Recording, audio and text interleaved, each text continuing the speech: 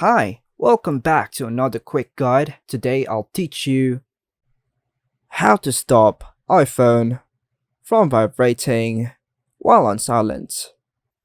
And it's literally an easy process, so make sure to watch until the end of the video to know how it's done.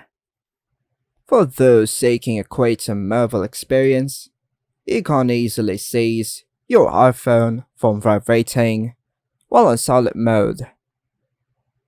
So now, begin by navigating to the Settings app on your device, and once you get there, delve into the Sounds or Sounds and Haptics section, where you'll find various settings related to audio and tactile feedback. Within this menu, locate the Vibrate on Silent option and proceed to disable it.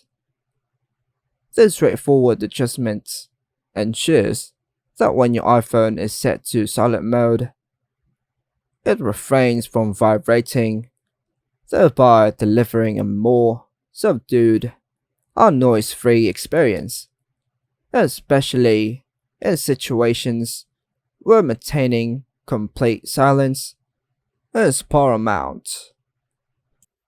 And that's all for now, folks. Hope you like and subscribe. Thank you.